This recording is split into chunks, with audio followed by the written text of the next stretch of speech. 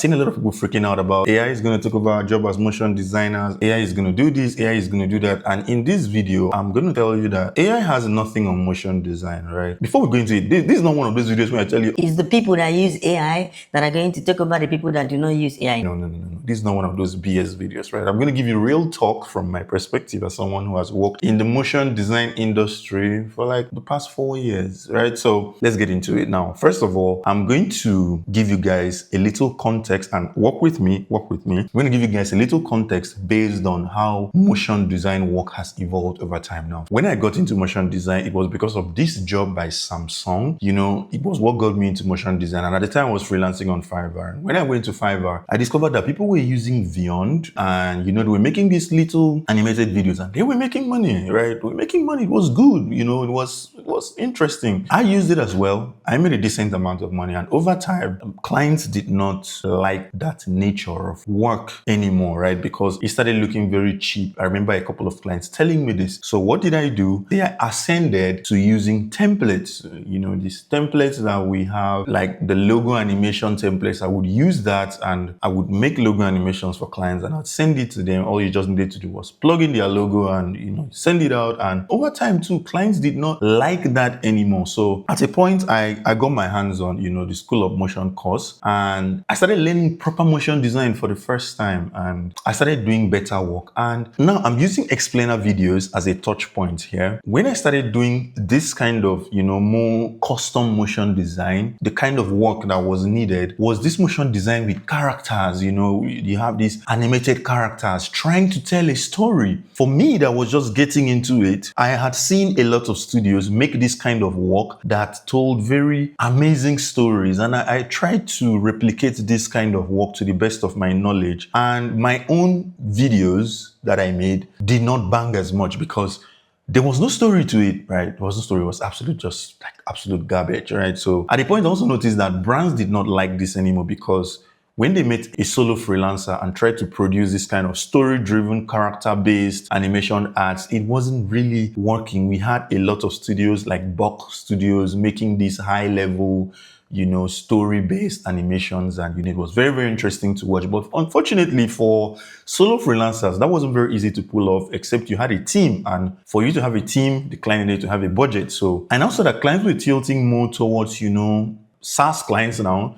We're tilting more towards, you know, this kind of ad that shows their applications and how their application works and the why behind their applications and, you know, the text format and all of that. You know, like the text showing on the screen and explaining something. And some of these videos will be done without voiceovers. Some of these videos will be done with voiceovers. I also saw that that was a trend, you know, for a long time. And in fact, actually up until now, it's still a trend because, you know, every SaaS company right now is making the kind of ads that Google made for their Gemini and their Bard software, right? So what I'm trying to say is that the way that motion design has always evolved has always been based on what the audience wants, right? So when you're stressing out about how AI is going to take over your job and all of that, blah, blah, blah, AI is making the work easier and all of that. I just want you to understand that people are not sitting to generate images for their company. While that could be an interesting feature, right, that people could be interested in using, I feel like it's a shiny object that they could just sit through and just, you know, generate a couple of things, but does it really work? That is the question that nobody is able to answer. Now, another age that we have is that one AI tool cannot do it all. When you're paid as a freelancer, people come to you, they pay you money, and they expect you to get a job done, right? They pay you money and they go about their lives.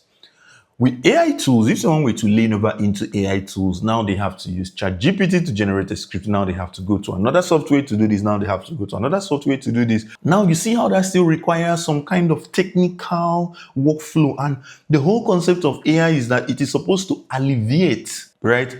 But it isn't. Another point I want you to understand is that most of the AI softwares that you are seeing today are going to be obsolete. In fact, 95% of them, because you go through them and you look at what they are doing and it doesn't work for clients. It doesn't just work for clients. So when I see you stressing about AI and all of that, I'm just like, maybe you don't really know, you know, you've not really worked, you've not really been around. So I can understand why you can be bothered about something like this. But Honestly, you shouldn't be bothered about AI at all. Now, I'm going to go over to the second part of this video, which is the part I want you to really listen and understand.